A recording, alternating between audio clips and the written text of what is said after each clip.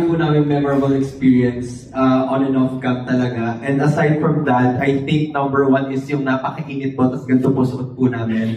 Kaya parang, kala nyo po malamig, hindi po. Ayan, so isa din po dun sa pinaka-memorable sa akin is, aside sa mga bonding namin, is yung nagpunta kami ni Tita Gretch sa Dongdae Moon. Tapos kaming apat, tapos pumasok kami sa mall na walang guard, tapos umakit kami sa pinakataas dahil kala namin bukas pa since yun, gabi na talaga siya bukas. Pagbukas namin doon, para kami nasa shake, rattle, and roll.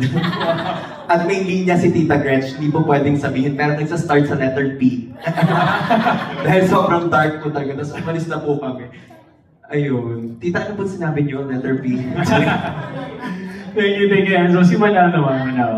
Hello po, good afternoon. I'm Manal Sabidal. I'm playing the role of LMA here. I'm a vlogger, a fan, K-pop fan din. So, one of the most memorable po na experience with them, actually lahat, and mapapanood niyo po yun tomorrow sa Mom Chief, pero pinaka-memorable po sa akin ay makatrabaho ko ang mga artistang iniidolo ko lang sa TV noon.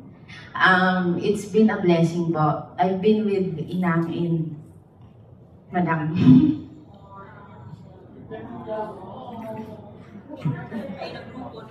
Kasi po, dreams to come true po. Lahat dito I've been with Inang and Madam for Fangirl Diaries. And they know my passion when it comes to acting. They gave me the chance to be able to be here and to experience my dream. And that is more than enough. Wow, yes. And it's a role really close to Manal's heart, of course. Sorry po, been emotional kasi it's been my dream to be an actor since I was a kid. And sobrang surreal po ng pakiramdam and blessed to be able to be with these people. Right.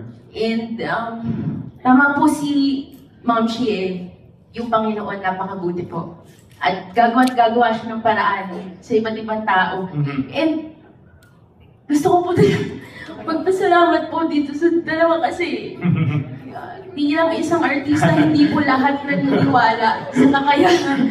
Pero po, si Inang po, tsaka po talaga si Madam, sila po talaga yung isa sa mga naniwala sa akin. Totoo po yun, hindi po ako nagbibiro. So, yun po, maraming Making dreams come true. Making dreams come true. Mga favorite godmothers po So, for everybody who don't know kasi Manal, like kasi us, we really have so much stories to tell.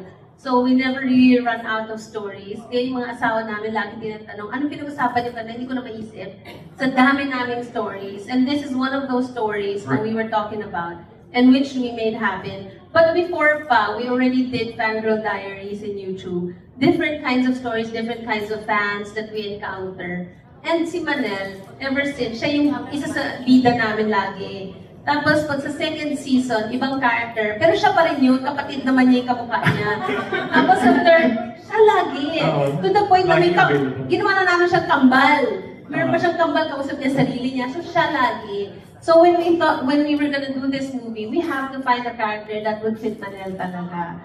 So talagang kailangan kasama siya. Wow, having said that, congratulations, Manel. This is something that we celebrate, of course.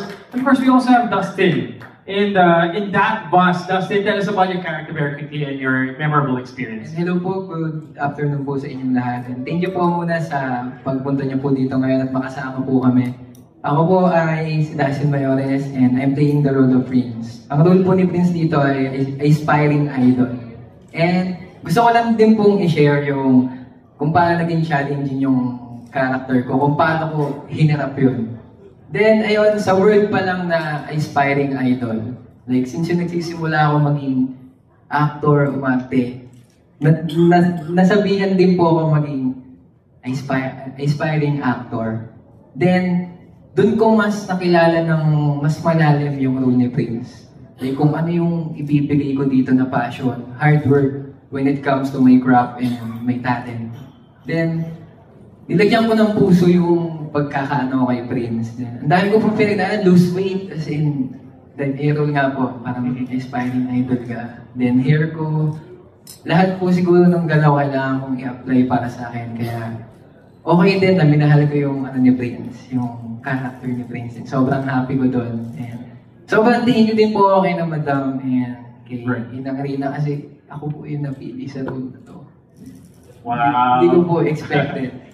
As in, nagpasa lang po ako ng audition nun din.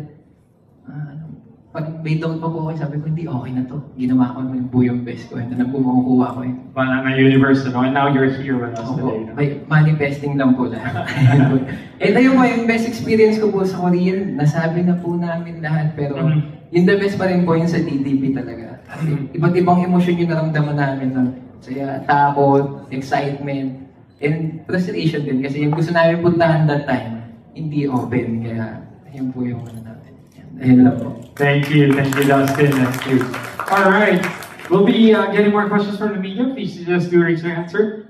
There could be.